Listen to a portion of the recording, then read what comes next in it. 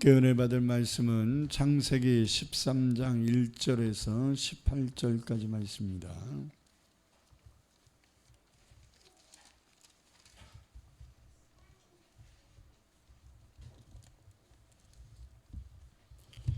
창세기 13장 1절에서 18절까지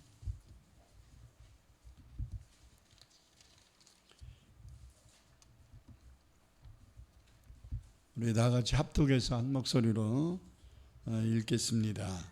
아브라함이 애굽에서 그와 그의 아내와 모든 소유와 롯과 함께 네겝으로 올라가니 아브라함에게 가축과 은과 금이 풍부하였더라. 그가 네겝에서부터 길을 떠나 베델에 이르며 베델과 아이 사이 그 전에 장막 쳤던 곳에 이르니 그가 처음으로 제단을 쌓은 곳이라. 그가 거기서 여호와의 이름을 불렀더라. 아브라함의 일행 롯도 양과 소와 장막이 있으므로 그 땅이 그들이 동거하기에 넉넉하지 못하였으니 이는 그들의 소유가 많아서 동거할 수 없었음이니라. 그러므로 아브라함의 가축의 목자와 롯의 가축의 목자가 서로 다투고 또 가나안 사람과 브리스 사람도 그 땅에 거주하였는지라. 아브라함이 롯에게 이르되 우리는 한 친족이라. 나나 너나 내 목자나 네 목자나 서로 다투게 하지 말자. 내 앞에 온 땅이 있지 아니하냐. 나를 떠나가라. 내가 좌하면 나는 우하고 내가 우하면 나는 좌하리라. 이에 롯이 눈을 들어 요단 지역을 바라본즉 수알까지 온 땅에 물이 넉넉하니 여호와께서 소돔과 고모라를 멸하시기 전이었으므로 여호와의 동산 같고 애굽 땅과 같았더라. 그러므로 롯이 요단 온 지역을 택하고 동으로 옮기니 그들이 서로 떠난지라. 아브라함은 가나안 땅에 거주하였고 롯은 그 지역의 도시들에 머무르며 그 장막을 옮겨 소돔까지 이르렀더라. 소돔 사람은 여호와 앞에 악하며 큰 죄인이었더라. 롯이 아브라함을 떠난 후에 여호와께서 아브라함에게 이르시되 너는 눈을 들어 너희 있는 곳에서 북쪽과 남쪽 그리고 동쪽과 서쪽을 바라보라. 보이는 땅을 내가 너와 내 자손에게 주리니 영원히 이르리라. 내가 내 자손이 땅의 티끌 같게 하리니 사람이 땅의 티끌을 능히 셀 수 있을진데 내 자손도 세리라. 너는 일어나 그 땅을 종과 횡으로 두루 다녀보라. 내가 그것을 내게 주리라. 이 아브라함이 장막을 옮겨 헤브론에 있는 마므레 상수리 수풀에 이르러 거주하며 거기서 여호와를 위하여 제단을 쌓았더라. 아멘. 하나님께 특별 찬양 드리겠습니다.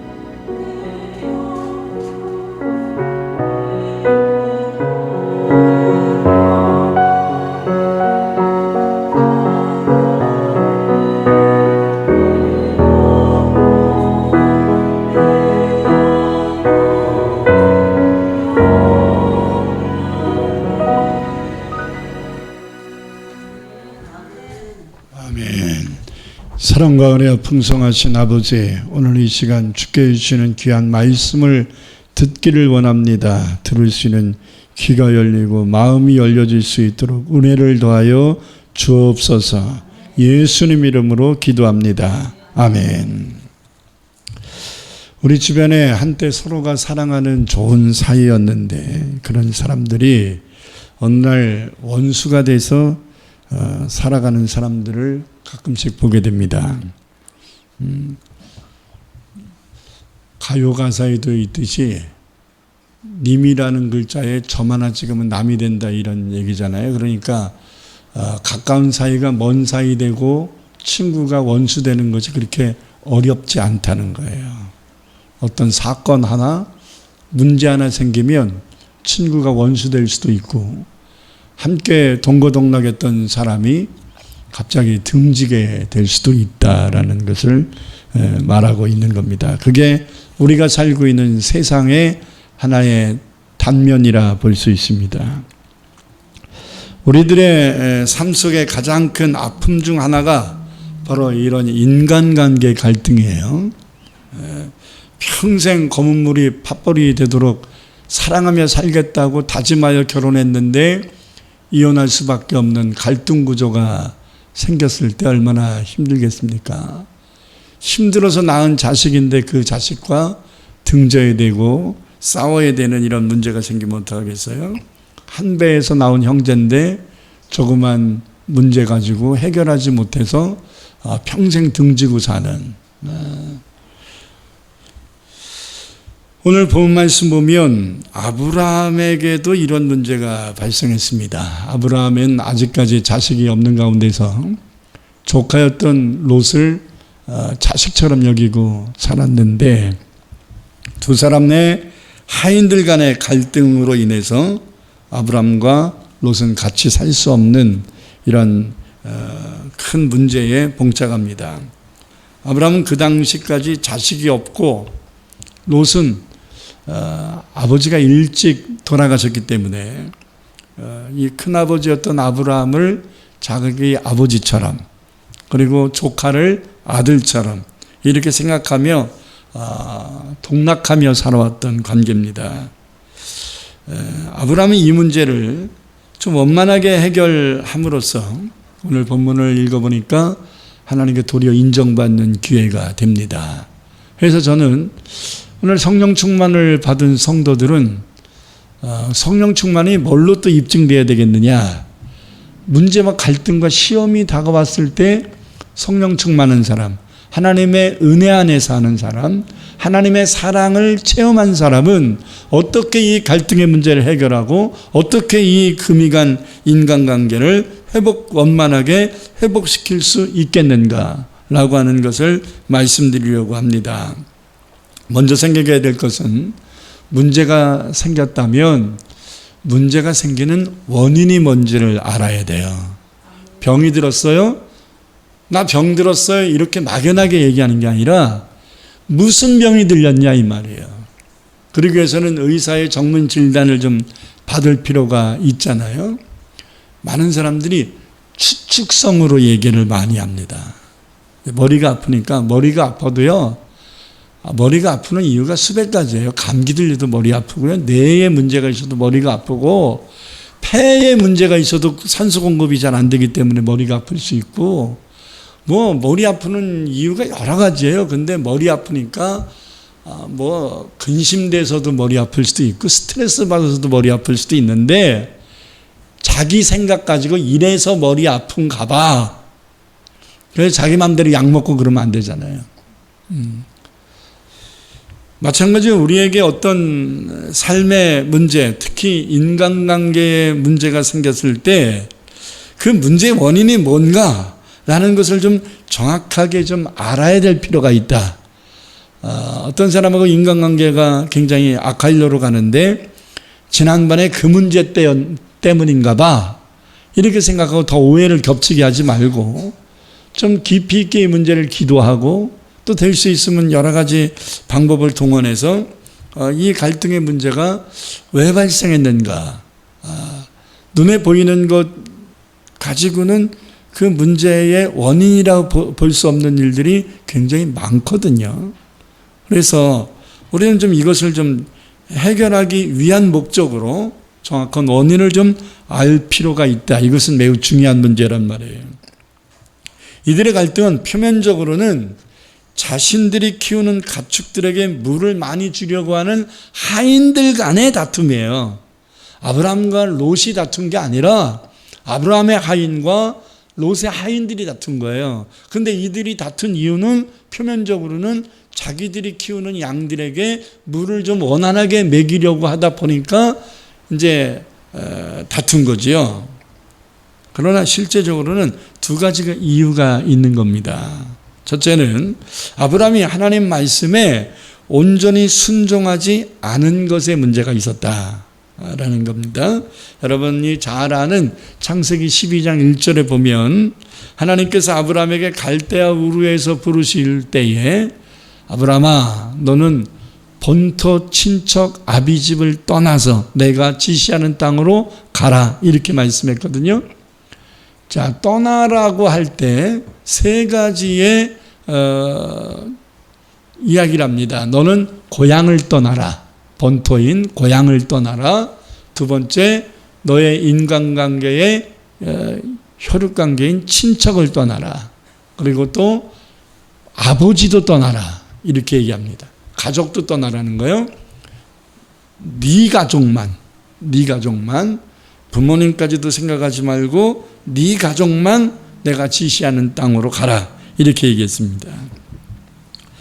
근데 아브라함은 하나님 말씀을 듣고 순종은 했는데 온전한 순종을 안 한 거예요. 본토만 떠나고 이 고향이었던 갈대아 우르만 떠나고 친척이었던 조카 롯과 아버지였던 데라도 같이 갑니다. 그래서 하란이라는 곳에 머무르게 됩니다. 그랬더니 하나님이 얼마 후에 하란에서 똑같이 말씀합니다. 아브라함아, 너는 너의 고향 친척 아비집을 떠나서 내가 너에게 지시한 땅으로 가라. 똑같은 말씀하셨거든요. 아니 본토 고향 땅 떠났는데 왜 고향 땅도 떠나고 친척도 떠나고 아비집을 떠나라 라고 똑같이 얘기했을까? 여러분, 했던 말을 반복해서 얘기하는 이유가 뭘까요? 그대로 안 했다는 거죠. 그죠? 그대로 안 하니까 또 얘기하는 거예요. 지시하신 말씀을 제대로 안 지키니까 겉보기에는 고향 땅을 떠났으니까 순종한 것처럼 보이지만 세 가지 중에 한 가지만 순종하고 두 가지를 순종 안 한 거예요. 그러니까 하나님이 또 말씀하셨죠. 그런데 이번에는 아버지 데라는 하란에 두고 여러분 연대수를 연구해 보니까 하란에 머무른 데라가 이삭이 태어날 때까지 살아 있었어요. 그렇게 빨리 죽은 게 아니에요. 그러니까 데라가 죽어서 아브라함이 하란을 떠난 게 아니라 아버지 데라를 하란 땅에 두고 가나안 땅으로 옮겼는데 이번에도 한 가지를 더 순종하고 한 가지는 그대로 달고 가요. 친척이었던 조카 롯을 또 데려갑니다. 그래서 이제는 하나님이 직접 말씀하지 아니하시고 환경이라는 문제, 인간관계의 문제로 이것을 깨닫게 하신 거예요. 그래서 이 문제로 조카 롯과 헤어지게 된 겁니다. 자, 묻습니다. 좋게 말할 때 순종하겠습니까? 아니면 문제 생겨서 부득이하게 순종하겠습니까? 좋게 말할 때, 부드럽게 말할 때, 채찍 들지 않고 환난의 징계의 칼을 들지 않았을 때 은혜롭게 순종할 수 있기를 바랍니다. 그 환난이라는 하나님의 채찍을 들은 다음에 아이쿠 해서 순종하는, 물론 그것도 때늦은 순종이기는 하겠지만 우리가 좀 문제 만나서 깨닫지 말고 순수한 말씀 듣고 깨닫게 되기를 바랍니다. 인간관계 문제를 남에게서 찾으면 안 돼요. 나에게서 찾아야 됩니다. 아멘. 자, 조카 롯의 하인과 아브라함의 하인들이 왜 싸웠어요? 겉보기에는 물 때문에 싸운 거예요. 음물 때문에. 그런데 실제적으로는 아브라함이 온전한 순종을 하지 못한 결과입니다. 자, 두 번째는 물질이 많아서 그래요. 그러니까 짐승들이 좀 조금 있었으면 그렇게 싸울 만한 문제가 아닌데 물질이 많았어요. 그럼요, 여러분, 부자는 다 싸웁니까? 물질이 많아지면 다 싸웁니까? 이 물질의 축적이 문제가 있는 겁니다. 문제 있는 물질이 축적됐을 때 그 물질 때문에 다툼이 생기고 문제가 더 커지는 거예요. 아브라함이 갖고 있는 소유에는 두 가지의 이유가 있었습니다. 12장 5절 보니까 아브라함이 그의 아내 사레와 조카 롯과 하란에서 10여 년 살았거든요. 하란에서 모은 소유 그리고 얻은 종들 사람들을 이끌고 가나안 땅으로 가려고 떠나 마침내 가나안 땅에 들어갔더라. 그러니까 갈대아 우르를 떠날 때는 그렇게 재산을 가지고 떠나지는 않았던 것 같아요. 근데 하란이라는 기름진 땅에 살면서 하란은 머물다라는 의미가 있거든요. 이곳에 머물면서 재산 축적을 좀 한 것 같아요. 열심히 살아서. 그래서 아브라함이 갖고 있었던 소유의 첫 번째는 하란에서 얻은 것이다. 이렇게 볼 수 있어요. 그러나 그게 다가 아닙니다. 또 있어요. 12장 14절에 16절을 읽겠습니다. 아브라함이 애굽에 이르렀을 때에 애굽 사람들이 그 여인이 심히 아립다함을 보았고 계속 바로의 고관들도 그들 보고 바로 앞에서 칭찬함으로 그 여인을 바로의 궁으로 이끌어 들인지라. 이에 바로가 그로 말미암아 아브라함을 후대함으로 아브라함이 양과 소와 노비와 암수 나귀와 낙타를 얻었더라. 자, 사라가 굉장히 이뻤나 봐요. 근데 너무 나이 들어서 양귀비처럼 이쁠 생각은 하지 마세요. 눈독 들이는 남자들 생기니까. 사라의 나이가 65세가 넘었거든요. 근데 뭐가 그렇게 이뻐가지고 천하를 다스리는 애굽 왕이 눈독을 들일 정도가 되고 애굽의 신하들이 사라의 미모에 감탄해가지고 왕에게 이것을 얘기할 정도로 이뻤냔 말이에요. 연세를 지었을 때는 그냥 연세에 맞는 아름다움을 가지세요. 그냥 빼어난 미모를 갖지 말고 70다 된 양반이 20대처럼 살지 말고 50대면 중년의 미가 있어야 되고 70대면 노년의 미가 있어야 되는 거예요. 할렐루야. 괜히 70대 했는데 20대 청년이 여보시오 하고서 데이트 신청하면 곤란하지 않겠습니까? 어쨌든지 간에 바로가 눈떡 들여서 아브라함의 아내 사레를 자기의 첩으로 삼았습니다. 근데 왕이니까 동생인 줄 알고 이제 그렇게 한 건데 왕이니까 그냥 데려가지 않고 금과 은과 보물과 종들과 짐승까지 줬다는 거예요. 왕이니까 뭐가 없었겠어요. 굉장히 많이 줬던 것 같습니다. 그래서 후대했다 이렇게 얘기해요. 후하게 줬다 이거예요.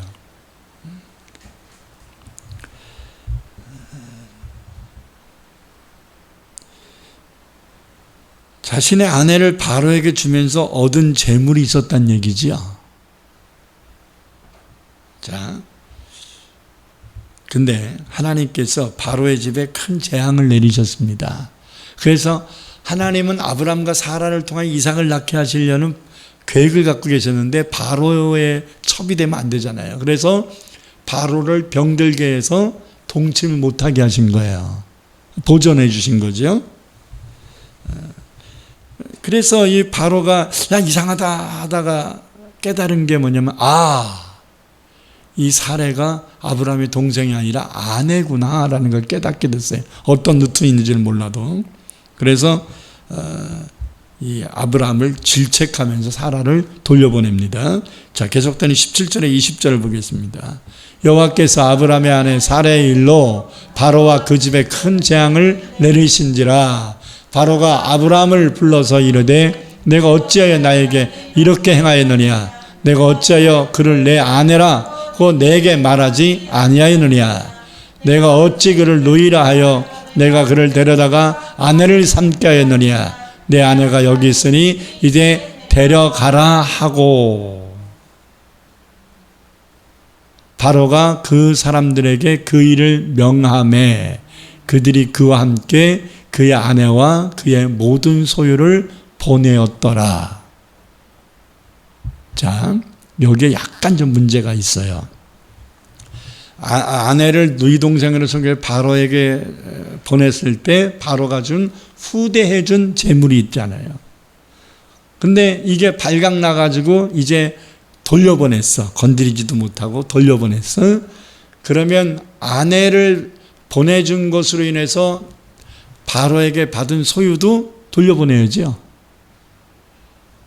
사라를 얻으려고 물질을 준 거니까 사라를 건드리지도 못하고 돌려보냈으니까 준 물질을 바로가 받아야 되잖아요. 그죠? 근데 바로는 왕이기 때문에 물질에 부족함이 없기 때문에 그냥 놔둬라, 그냥 가져가라 그랬어요. 그래도 아브라함은 가져오면 안 되지요. 그 물질은 합당한 물질이 아니잖아요. 거짓으로 얻은 물질이고 부인 팔아먹은 물질이잖아요. 그러면 아내를 하나님의 은혜로 돌려받았으면 깨끗한 청산이 뭐예요? 받은 물질 돌려주고서 딱 이거를 교통정리를 해야 되잖아요. 근데 안 해요. 그냥 바로가 가지라니까 그냥 가지고 애굽에서 다시 가나안 땅으로 돌아온 거예요. 여러분, 이런 물질을 불로소득이라 그러는 거예요. 일하지 않고 얻는 것, 이건 불로소득은 사기치는 것과 똑같습니다. 도둑질하는 것과 똑같은 거예요. 우리나라의 이 형편이 지금 이러한 물질관으로 잘못 길들여지고 있는 겁니다. 일하는 사람들은 세금을 과도하게 내게 하고 일 안 하는 사람들은 공짜로 돈을 자꾸 주고 하려고 하는, 이것은 공산주의 사상으로 가는 겁니다. 저는 목사이기 때문에 정치를 잘 모르지만 객관적으로 봤을 때 이런 경제 구조는 민주국가로서 합당치 않습니다. 이건 반드시 이거는 바뀌어야 됩니다. 일하는 자가 그 수고의 땀을 얻는 것이 하나님의 법칙이지, 일하지 않는 자는 물질을 얻고 일하는 자는 세금을 내서 허리 휘청거리는 이런 나라가 되어서는 안 될 것입니다. 성경이 뭐라고 얘기했어요? 일하기 싫거든 먹지도 말라 그랬잖아요. 죄진 아담에게 네 등에 땀을 흘려야 먹고 살리라 그랬잖아요. 그렇다면 우리는 하나님을 안 믿는 사람들이라면 하나님의 창조의 법칙과 하나님의 섭리가 무엇인지 모르니까, 인간의 본분이 무엇인지 모르니까 이런 것에 길들여지고 이런 것을 좋아할지 몰라도 최소한 예수 믿는 사람들은, 예수의 성경의 바른 경제관을 갖고 있는 사람들은 이런 생각에 길들여져서는 안 됩니다. 이것은 우리나라의 젊은 사람들의 정신을 망가뜨릴 겁니다. 어중간하게 일하는 것보다는 안 하는 게 더 수익을 거둘 수 있는 이런 망상에 빠지게 해서는 안 됩니다. 조금 일해서 조금 거둔 거면 더 열심히 일해서 많이 거두려고 하는 생각을 가져야지, 조금 일해서 조금 거두는 것보다 일 안 하고 거두는 게 더 많네, 이 불로소득을 생각하고 로또나 생각하고 이렇게 하면 안 된단 말이에요. 이런 물질들은 반드시 문제가 생깁니다. 계속되는 13장 1, 2절을 보겠습니다.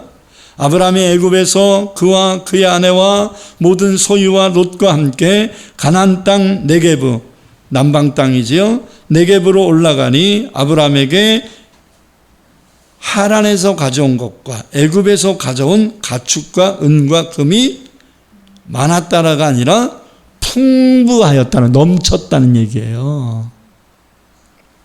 여러분, 아내를 바로에게 주어서 얻은 물질이에요.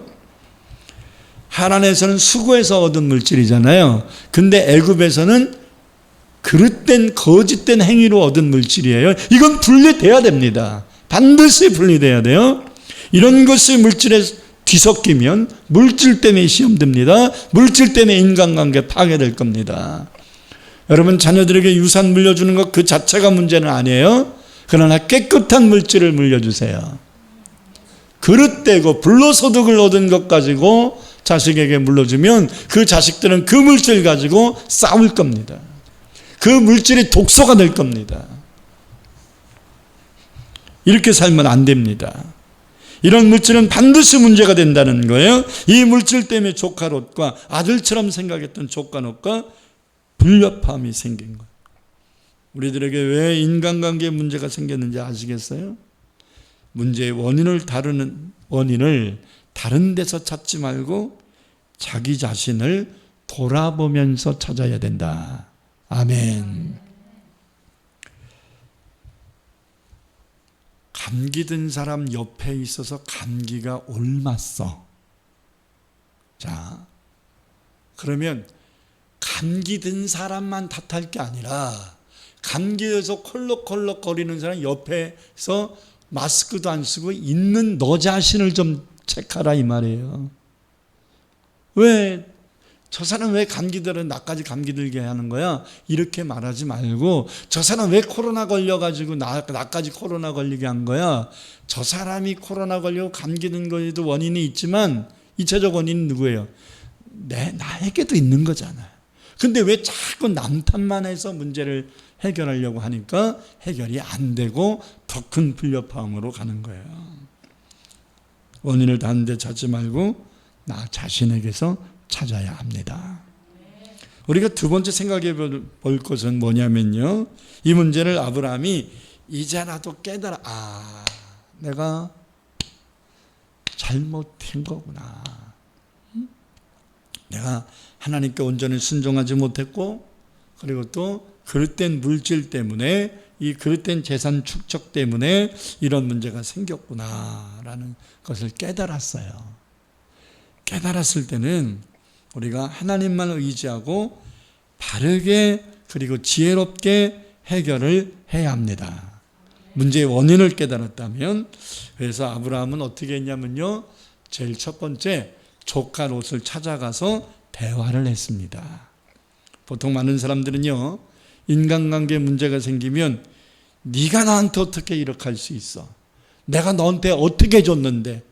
자꾸 내가 베풀어준 사랑, 은혜 이것만을 강조하거든요. 그러나 그거 강조해가지고는 불협화음의 문제를 해결할 수 없습니다. 대화를 해야 돼요. 마음을 열고 대화를 해야 돼요. 그래야 시험 들어 관계가 단절하는 문제에서 벗어날 수 있습니다. 많은 사람들은 문제 생기면 관계를 단절해버리거든요. 관계를 단절하면 안 돼요. 관계를 회복시킬 수 있는 마음을 열어야 합니다. 관계를 단절하면 악한 일로 가는 것입니다. 여러분, 자존심 버리고 대화를 할 수 있어야 됩니다. 그럼 누가 먼저 화해를 위한 대화를 해야 되나? 믿음이 성숙한 자입니까? 믿음이 미숙한 자입니까? 분명합니까? 자, 여러분들의 마음을 아프게 하고 관계를 힘들게 하는 사람이 있어요. 했을 때 내가 믿음이 더 좋아요? 그 사람이 믿음이 더 좋아요? 모르겠으면 물어보든지. 누가 화해를 청해야 돼요? 그렇죠. 믿음 좋은 여러분.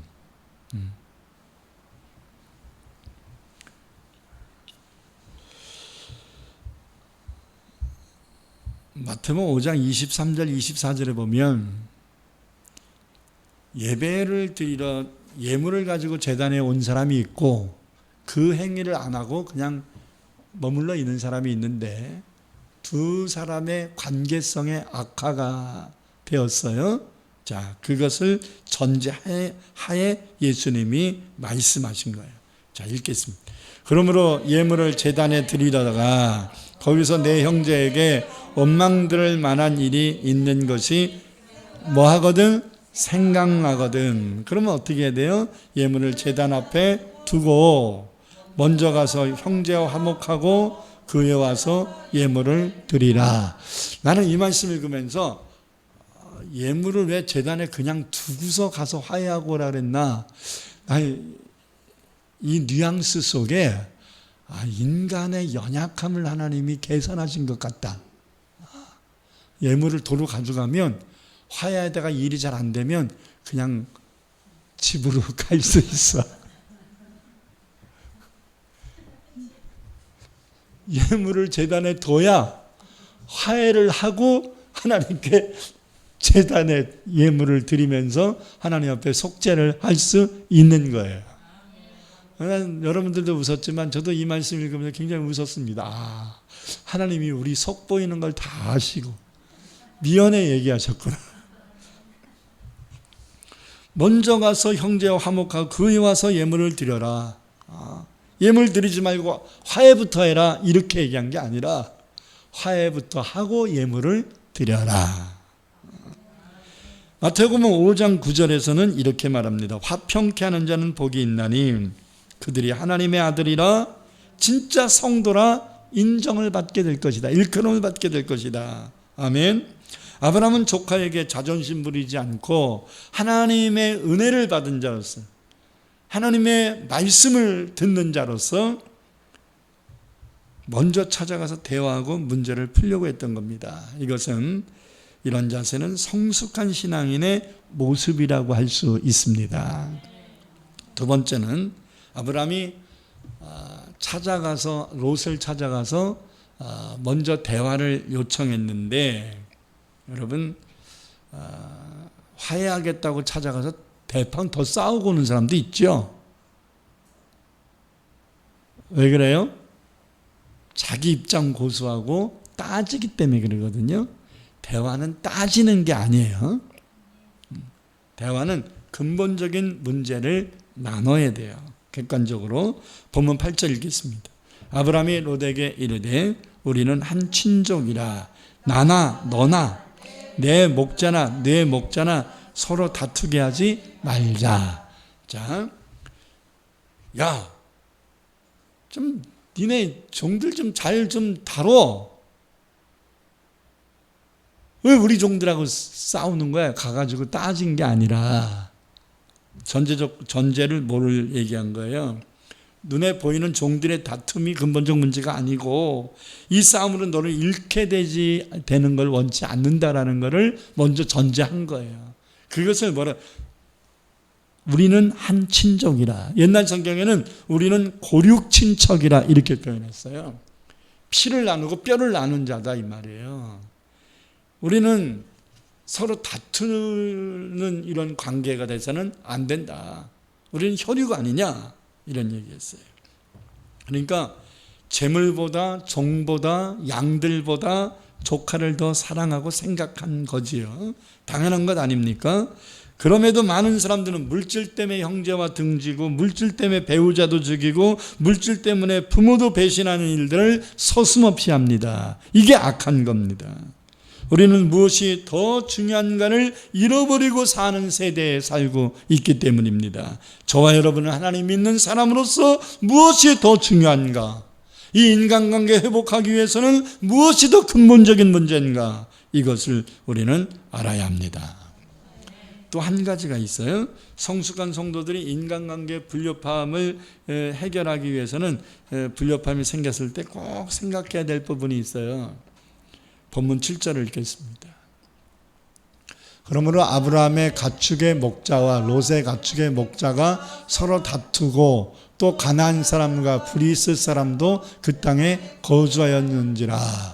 다퉜다는 말씀만 해야지 왜 and 또 그리고 가나안 사람과 브리스 사람도 이 아브라함과 롯의 종들이 싸우고 있는 그 지역에 같이 살고 있었다라는 얘기를 왜 했을까요? 하나님 믿는 사람들이 불협화음 이룰 때 하나님 안 믿는 사람들이 보고 있다 이 얘기예요. 이해가 되면 아멘. 이거 신경 써라라는 말씀이에요. 믿음을 가진 사람들이 다투고 있을 때 안 믿는 사람들이 보고 있다는 사실을 인식하라는 말입니다. 이 세상은 우리만 살고 있는 게 결코 아닙니다. 우리 주변에는 불신자들이 많이 살고 있고 하나님 믿을까 말까 갈등하는 사람들도 많이 있어요. 그렇기 때문에 믿음이 성숙한 성령 충만한 우리들의 언행을 사람들은 주시하여 보고 있단 말이에요. 지나치면서 보고 있어도 제대로 보고 있습니다. 그런 건 어느 때 알냐면 어린 애들이 뭘 알겠어 이렇게 생각하는 어느 때 한마디 툭 내던지는 거 보면 굉장히 가슴을 찌르는 핵심적인 얘기를 할 때가 있거든요. 믿음도 별반 없는 사람인 것 같은데 한마디 이렇게 내던지는 거 보면 믿음을 가진 목사와 여러분에게 굉장히 도전을 주는 말을 할 때가 있거든요. 요즘 예수 믿는 사람들은 왜 자꾸 싸우지? 이게 그냥 내던지는 말인 것 같지만 굉장히 우리에게 도전을 주는 말이란 말이에요. 엄마, 예수 믿는 사람이 저래도 되는 거야? 옛날에 돌아가신 우리 외가 작은 할아버지가 우리 외할아버지하고 쌍둥이셨는데 이분은 불신에 꽉 차고 예수 믿는 사람들을 부정적으로 보는 시각이 있었어요. 나중에 회개하고 예수 믿고 돌아가셨는데 할아버지는 봉천 고개를 넘어서 상도동에 사셨고 우리는 고개를 넘어 달동네인 봉천동에 살았는데 교회나 목사나 성도들의 분쟁 문제나 어떤 객관적으로 봤을 때 안 좋은 일이 생겼을 때 신문에 나잖아요. 그러면 꼭 신문 들고 와요. 이 할아버지가 아침 새벽부터 신문 들고 와가지고 우리 어머니가 인자 자자잖아요. 인자야 시험 봤냐? 그 신문 봤냐? 왜 그러세요 작은아버지? 그러면 야 예수 믿는 것들이 왜 이러냐? 아니 그 얘기하고 싶어가지고 상도동에서 봉천동을 건너와. 얼마나 불편한지 몰라요. 그러니까 신문 들고 아침에 할아버지가 오시면 아이고 또 교회에서 뭔 일 생겼는가 보다.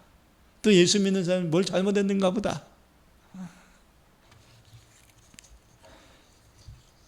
어떤 면에서는 우리가 모르는 거를 교회도 안 다니고 예수도 안 믿는 할아버지가 더 잘 알고 있어. 여러분 보고 있다는 사실을 인식하세요.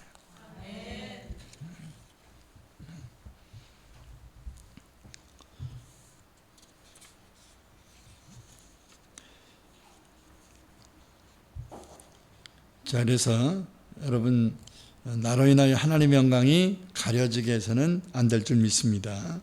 마태복음 5장 16절을 보십시다.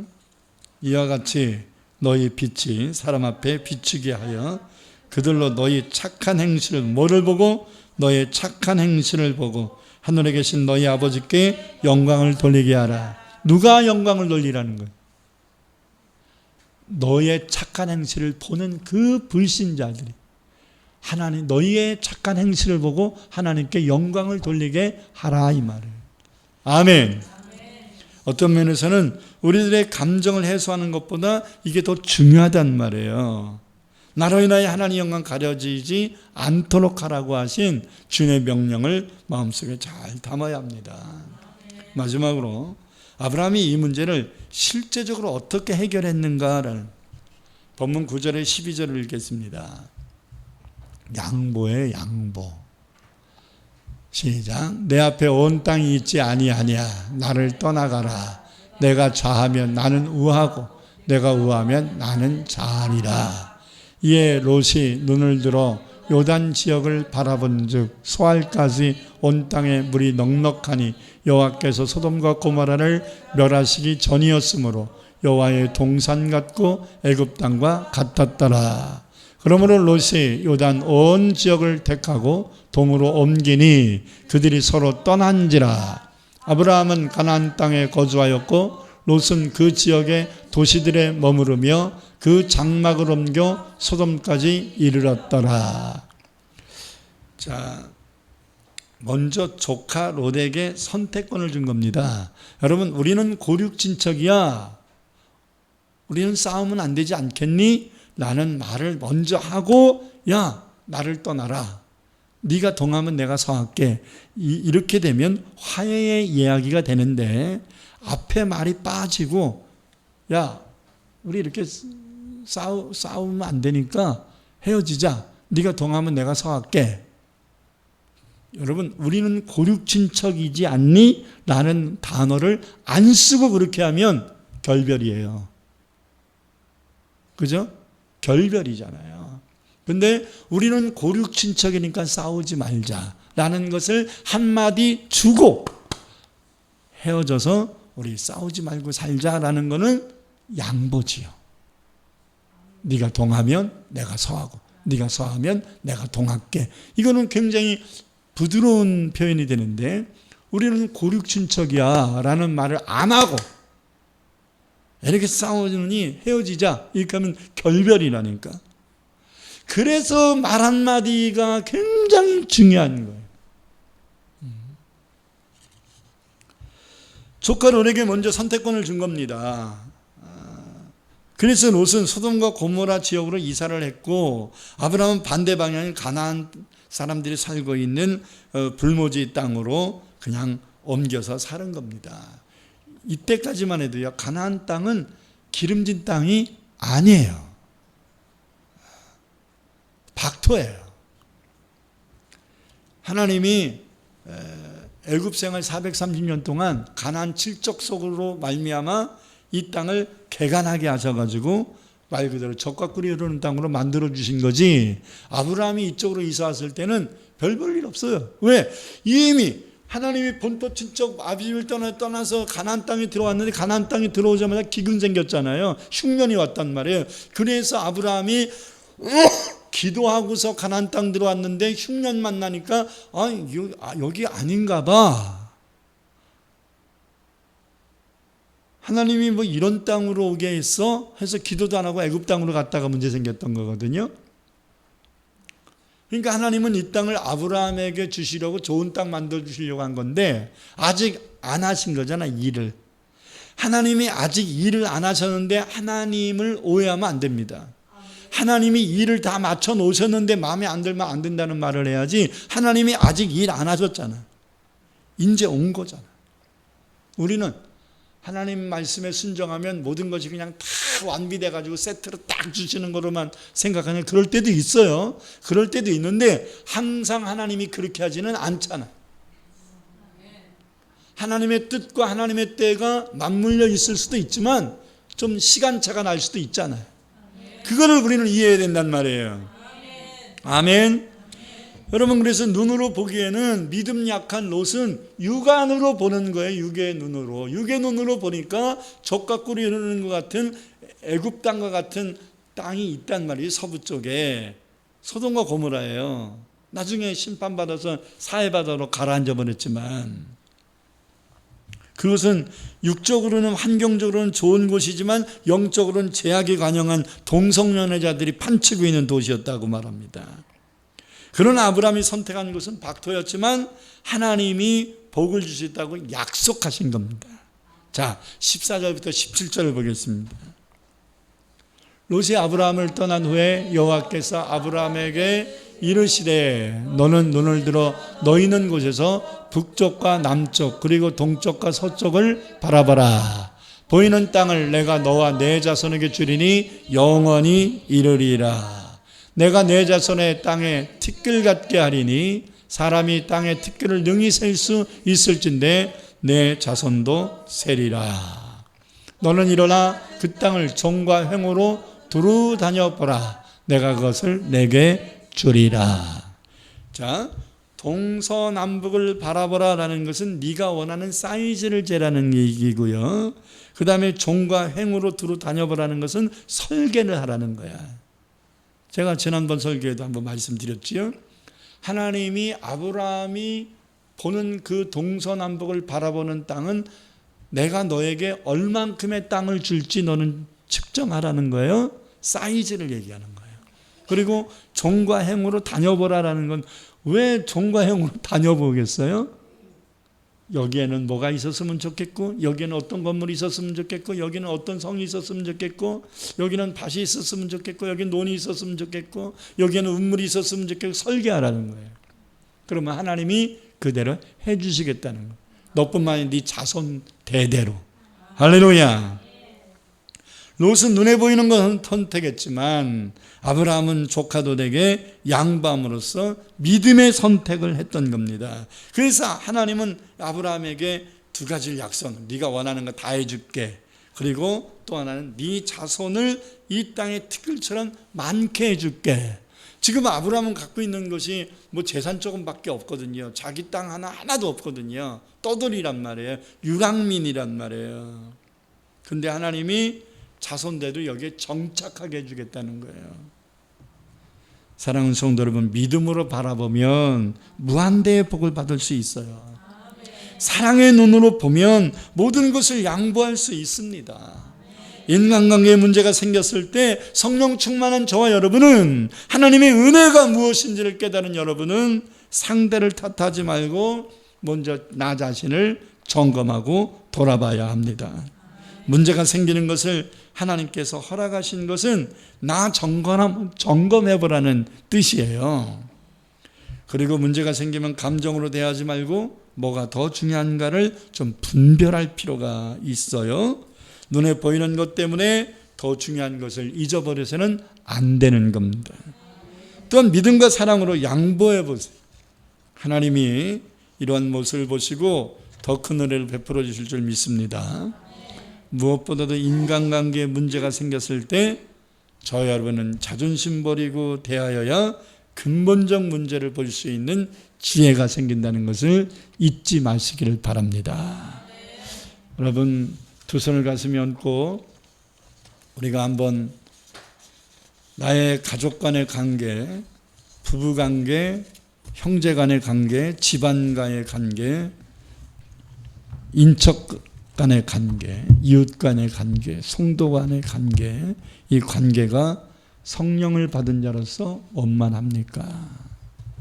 만약에 불협화음이 있고 힘든 일들이 있다면 이 시간 하나님 저 사람 버릇 고쳐주세요라고 기도하기 전에 하나님 나에게는 무슨 문제가 있습니까? 나는 무엇을 지금 보지 못하고 있는 것입니까? 하면서 하나님 앞에 이 시간 간절히 기도하면서 오늘의 아픔이 내일의 더 돈독한 인간관계와 간증이 될 수 있기를 소망하면서 하나님 앞에 주여 한번 부르시고 기도합니다.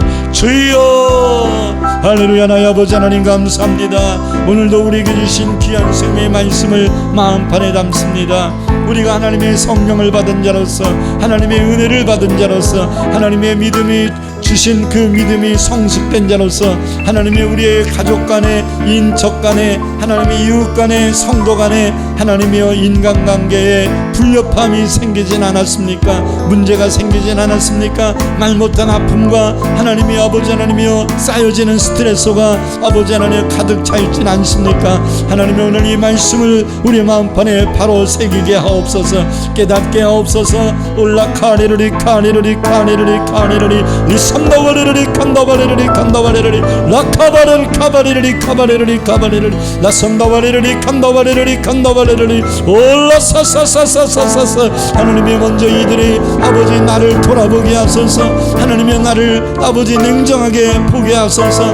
나의 문제가 무엇인지, 나의 실수가 무엇인지, 내가 무엇에 경솔했었던 건지, 내가 무엇을 잘못 판단한 것인지, 내가 어떤 이기심을 갖고 생각했던 것인지 하나님의 나를 돌아볼 수 있는 아버지 믿음이 성숙한 자가 되게 하시고 나로 말미암아 관계가 더 악할 일로 가는 게 아니라 나로 말미암아 가정을 더 화평케 하고 인간관계를 더 돈독하게 할 수 있는 우리들이 될 수 있도록 인도하여 주시옵소서.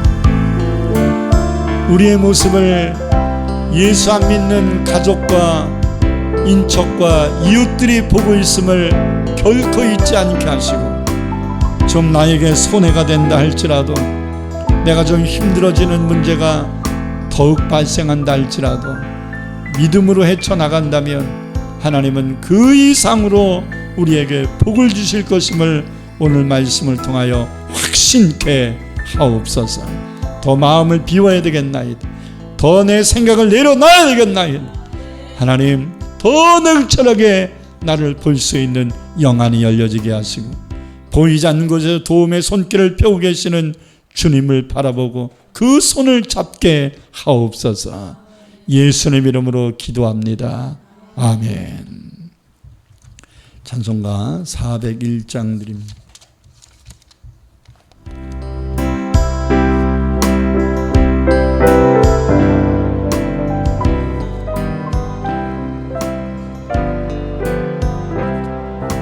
주의 곁에 있을 때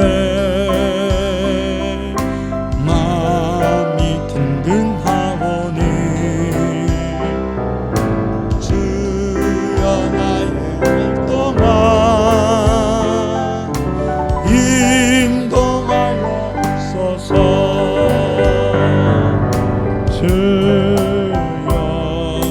주여 나를 인도하소서. 살 동안 주여 인도하소서. 피난처인 예수여 세상 물결에 그 신은혜 베푸사 나를 숨겨주소서. 주여 주여 나를 인도하소서. 다른 세상 살 동안 주여 인도하소서. 피난처인 예수여 세상 물결 험할 때 그 신은혜 베푸사 나를 숨겨주소서. 주여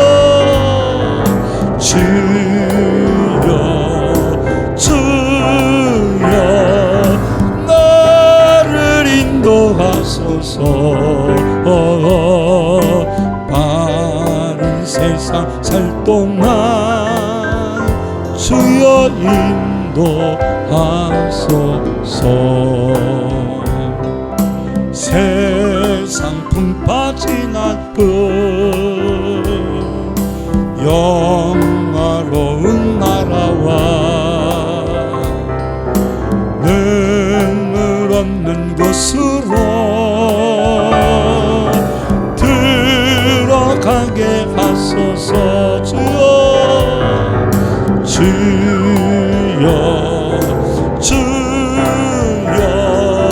나를 인도하소서. 화른 세상 살 동안 주여 인도하소. 2절 3절 다시 합니다. 피난처인 예수여 세상 물결 험할 그 신은혜 베푸사 그 신은혜 베푸사 나를 숨겨주소서. 나를 숨겨주소서. 주여 나를 인도하소서. 빠른 세상 살 동안 주여 인도하소서. 세상 풍파 지난 후 영화로운 나라와 우리는 앞으로 천국 갈 것인데 이 세상에 좀 부족한 부분이 있고 어려운 문제가 있어도 너무나 마음 상하며 살지 않기를 바랍니다. 주여 주여 나를 인도하소서. 빠른 세상 살 동안 주여 인도하소서.